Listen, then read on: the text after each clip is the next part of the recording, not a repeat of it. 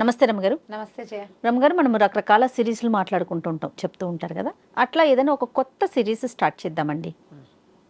దేవకన్య, ఇది డికే భయంకర్ గారని. భయంకర్ రచనలు అద్భుతమైనవి. అపరాధ పరిశోధనలు కూడా ఉన్నట్టున్నాయి. సస్పెన్స్, థ్రిల్లర్ స్టోరీస్ చాలా ఉన్నాయి. ఇప్పుడు నేను చెప్తున్న దేవకన్య దాదాపుగా 1962 టు 62లో ప్రింట్ అయిన పుస్తకం. అప్పటికి అంటే అచ్చు బాగా వచ్చేసినాయిగా, అప్పుడు నావెల్స్ గివెల్స్ ఉండేవి కదా. అయితే ఈ భయంకర్ గారివి చాలా పుస్తకాలే పాత పుస్తకాల్లో మనకి దొరుకుతూ ఉంటాయి. వీరిని పర్మిషన్ తీసుకునేందుకు నాకు ఆనుపాను ఏం తెలియలే. జనరల్ గా మీరు ఏదైనా పర్మిషన్ తీసుకునే మాట్లాడతారు కదా. పాత కథలు అయితే మనం చందమామ కథలు అవన్నీ ఓపెన్ టు ఆల్ కదా. అవునవును. కొంచెం పాత పుస్తకాల్లో అయితే పర్వాలేదు. లేటెస్ట్ రచనలు ఎవరైనా కొంచెం ఒక మాట అడిగి చేస్తే బాగుంటుంది. సినాప్సిసే ఇచ్చేటప్పుడు పెద్దగా పర్వాలేదు, వారిది అని చెప్తాం కదా. ఈ కథ వేరే వారి పేరు పెట్టము, మన పేరు పెట్టుకోము. భయంకర్ గారి రచనలన్నీ చాలా బాగుంటాయి. భాష కూడా పూర్వపు భాష అంత టఫ్ కాదు, మరి లేటర్ మనం మాట్లాడుకునే భాష, ఇప్పుడు పుస్తకాల్లో ఉండే భాష కాదు. కొంచెం ఒక మాదిరి పాత భాషే, మరి కొరుకుడు పడని కొబ్బరికాయ కాదు. అదేలేండి, ఈజీగానే ఉంటుంది. దొరికి అవకాశం ఉంటే చక్కగా చదవచ్చు. భయంకర్ గారి రచనలు అన్నీ బాగుంటాయి. ఆ రకమైన థ్రిల్లింగ్ కథలు అవి నచ్చుబాటుగా ఉన్నవాళ్ళు చక్కగా చదువుకోవచ్చు. భాష కూడా చక్కగా ఉంటుంది. ఔచిత్యం లేని పదాలు అవి వాడకాలు అలా ఉండవు, బాగుంటుంది. ఈ దేవకన్య కూడా నేను స్క్రిప్ట్లో రకరకాల పుస్తకాలు చదువుతుంటే కనిపించింది అనమాట నాకు. ఇది చెప్దామనుకున్నాను, బాగుంటుంది.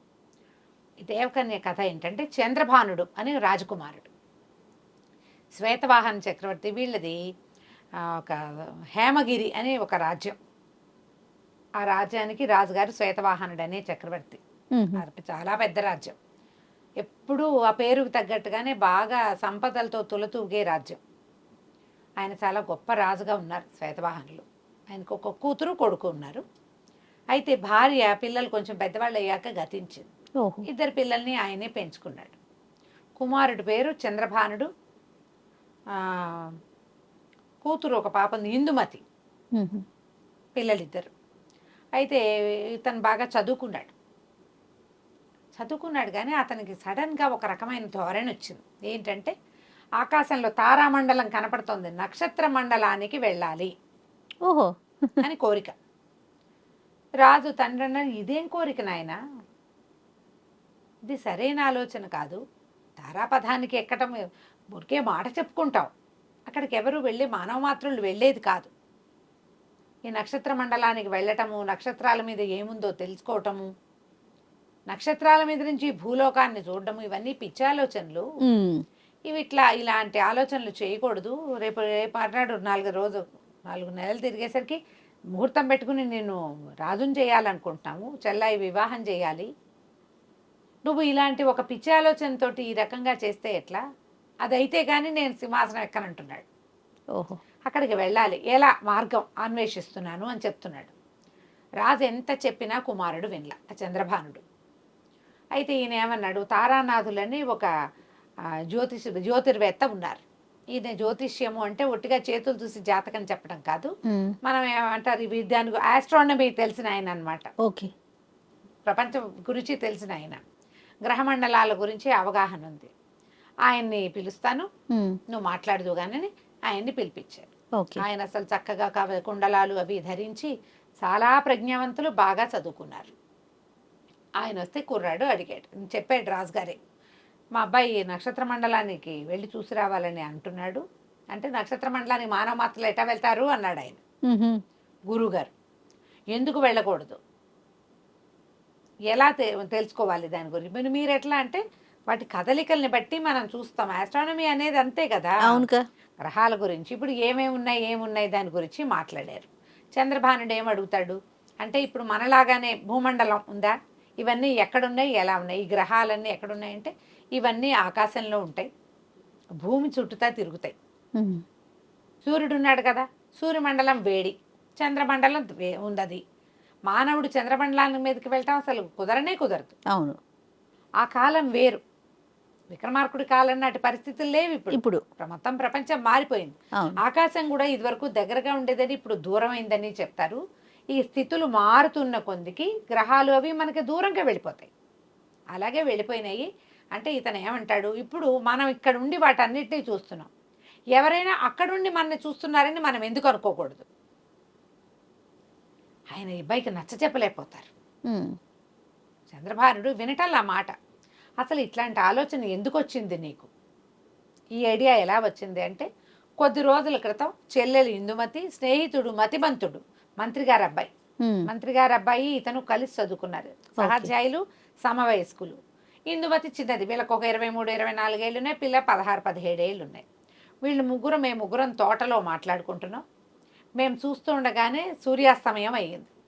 మహాద్భుతంగా ఉన్న సూర్యాస్తమయ సమయంలో ఎట్లా ఉంటుంది, అదే చాలా సూపర్గా ఉంటుంది. ఆ పరిస్థితిని చూసాం మేము. చంద్రోదయం అయ్యింది. ఇంతలో ఏమైంది, ఒక పెద్ద మబ్బు తునక చంద్రుడికి అడ్డం వచ్చింది. చీకటిగా అయిపోయింది. ఆ చీకట్లో ఇతనికి అట్లా అనిపించింది, మనం ఇక్కడుండి వాళ్ళని దాన్ని చూస్తూ చూడకపోవటం అనే స్థితి ఒకటి జరిగింది. అంటే అక్కడున్న వాళ్ళు కూడా మనల్ని చూస్తూ చూడకపోవటం అనే స్థితి వస్తూ ఉండుండొచ్చు. అప్పుడు నేను అక్కడికి వెళ్ళాలనుకున్నాను. మా చెల్లెలు చాలా ఎక్కరిచ్చింది. చెల్లెలు వెంటనే, నక్షత్ర మండలానికి వెళ్తావా అన్నయ్య, ఎక్కడా నేల మీద ఆగవా నువ్వు అని ఎక్కరిచ్చింది. స్నేహితుడు కొంచెం వెటకారంగానే మాట్లాడాడు. ఇతనికి నచ్చల. రాను రాను ఆ కోరిక బలపడింది.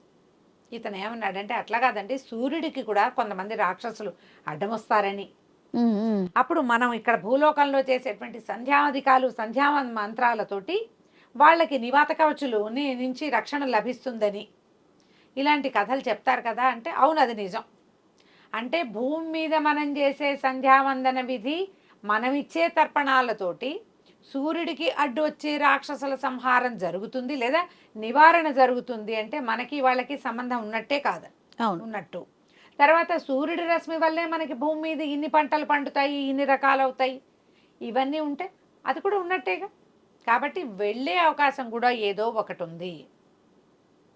సూర్యమండలం దగ్గర రాక్షసులు ఉన్నారంటే మనలాంటి వాళ్ళు కూడా ఎవరైనా ఉండుండొచ్చుగా, మనుషులు కూడాను.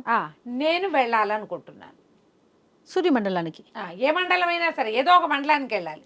సూర్యుడు కాకపోతే చంద్రుడు, చంద్రుడు కాకపోతే నక్షత్రము, ఏదో ఒక గ్రహం. మనం కింద నుంచి ఎవరిని చూస్తున్నామో అక్కడికి వెళ్ళి అక్కడి నుంచి మనని చూడాలని నా కోరిక అని పట్టుకున్నాడు. చెప్పలేకపోయారు, ఇక వదిలిపెట్టారు. ఆ అబ్బాయి ఆ ఆలోచనతోటే ఇక పట్టాభిషేకం వ్యవహారానికి దిగటం లేదు. వీళ్ళు ఏమనుకుంటారు, ఈ అబ్బాయికి పట్టాభిషేకము, అమ్మాయికి వివాహము, అది ఎక్కడా పొసిగేలాగా కనిపించదు. అయితే ఒక పూట మతిమంతుడు వచ్చాడు.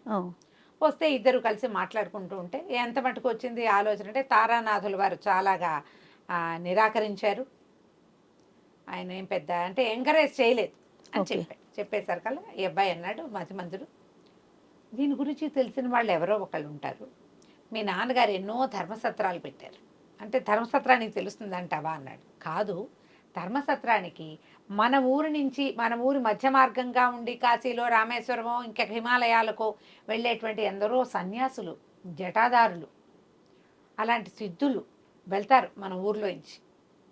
వెళ్ళిన ప్రతి వాళ్ళు, వచ్చిన వాళ్ళు ఏం చేస్తారు, ధర్మశాలల దగ్గర ఆగుతారు. ప్రయాణ అలసట తీసుకుని 2 రోజులు అలసట తీరాక 2-3 రోజులు భోజనం చేసి విశ్రాంతి తీసుకుని వెళ్తారు. మనం ఆ ధర్మశాలకు వెళ్దాం, అక్కడ మనకి ఏదైనా అవకాశం లభిస్తుంది అనగానే సరే ఒప్పుకున్నాడు. వెళ్ళిపోదాం. అప్పటికప్పుడే లేచిందే పరుగు. ఇది ఉదయకాలం, మధ్యాహ్న కాలంలో జరిగింది. భోజనాల వేళ అయింది. వీళ్ళు వెళ్ళేసరికల్లా ధర్మశాల నుంచి ఒక ఆయన బయటకు వస్తున్నాడు. ఒక గోచుపాత రాయుడుగా ఉన్నాడు, మంచి దీర్ఘకాయుడు, ఒళ్ళంతా బూడిది పూసుకుని ఉన్నాడు. ఆయన అన్నదాత సుఖీభవ అంటూ బయటకు వస్తున్నాడు. జుట్టు ఇట్లా ఉంగరాలుగా తిరిగి జటలు కట్టి ఉంది, కౌపీనధారి, భుజానికి ఏదో సంచి వేలాడుతుంది, అందులో ఇంకో జత బట్టలు ఉన్నాయేమో. ఎంత కళగా ఉన్నాడో. ఈ అబ్బాయి ఏం చేశాడు, రాజకుమారుడు చంద్రభానుడు గబుక్కును వెళ్ళి ఆ సిద్ధుడి కాళ్ళు పట్టుకున్నాడు. పట్టుకునేసరికల్లా ఎవరినైనా ఏమిటి అని కనుక్కుంటే ఈయన రాజుగారి కుమారుడు అని చెప్పాడు మతిమంతుడు. చాలా బాగుంది నాయన, మీ తల్లిదండ్రులు చేసినటువంటి ఈ పుణ్యకార్యం వల్ల నీకు చాలా పుణ్యం లభిస్తుంది, నీవు భాగ్యశాలి అవుతావు, సంతోషం నాయన, చక్కగా రాజు అయ్యాక నువ్వు కూడా మీ నాన్నగారిలాగా ధర్మకార్యాలు చేయమన్నాడు. అనేసరికల్లా ఈ కుర్రాడు, నాకు కోరిక ఒకటి ఉంది, ఆ కోరిక తీరకుండా నేను ఎట్లా రాజునవుతాను, ఎట్లా ధర్మకార్యాలు చేస్తానంటే నీ కోరిక సిద్ధించురుగాక అన్నాడు. అయితే మీరు నన్ను వెంబడి పెట్టుకుని వెళ్ళండి అని ఈ కథ అంతా చెప్పుకొచ్చాడు. నేను నక్షత్ర మండలానికి వెళ్ళాలనుకుంటున్నాను అని. ఆయన అన్నాడు, మానవ మాత్రుల వల్ల కాదు అనేసరికి కుర్రాడు వదిలిపెట్ల. ఆయన మీ వల్ల అవుతుంది, ఏదో ఒక దారి చెయ్యండి, ఈ కోరిక తీరకుండా నేను జీవించి ఉండలేను, మరణించటమే. వెళ్ళైనా నక్షత్ర మండలానికి వెళ్ళి వచ్చాక ఇక్కడ నేను రాజ్యం చేసుకుంటా, లేకపోతే నేను మరణిస్తాను. ఈయన అన్నాడు, ఆత్మహత్య మహాపాపం రా అంటే ఇప్పుడు చూడండి, కోరిక తీరకపోవటం కూడా మహాపాపమే. అదే కదా, నేను అన్యాయంగా కోరుకోవట్లేదు కదా, నాకు కనపడుతున్న మండలానికి నేను వెళ్ళాలనుకుంటున్నా, సహాయం చెయ్యండి చెయ్యండి అంటే ఆయన ఏమన్నాడు, సిద్ధుడు నాయన నేను రామేశ్వరం వెళ్తున్నా, గంగా నదిలో మా గురుగారు ఒక ఆయన జలస్తంభన విద్యతో తపస్సు చేసుకుంటున్నారు, నేను ఆయన చూడబోతాను, ఆయన దగ్గర దీనికి సమాధానం లభించవచ్చు, కానీ కాశీ రామేశ్వరం ఇక్కడ లేదు, కొన్ని నెలలు పడుతుంది రామేశ్వరం మనం వెళ్ళాలంటే. అదే కాశీనగరం, రామేశ్వరం వెళ్ళి వస్తున్నాడు, కాశీకి వెళ్తున్నాడు, ఇప్పుడు కాశీ దగ్గర కదా గంగ ఉంది, అవును, కానీ కొన్ని నెలలు పడుతుంది, ఇలాంటి ఈ వ్యవహారంతో నువ్వు నాతోటి రాలేవు అంటే, కాదు నేను సన్యాసం బట్టలతోటే మీతో వస్తానన్నాడు.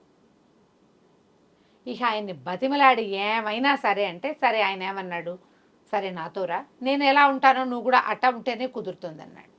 సరే అయితే ఈ బట్టలు తీసేసి నేను సన్యాసి బట్టలు వేసుకుంటాను అన్నాడు. తన ఒంటి మీద ఉన్న ప్రతి నగ కుండలాల దగ్గర నుంచి ఒలిచి మతిమంతుడి చేతిలో పెట్టాడు.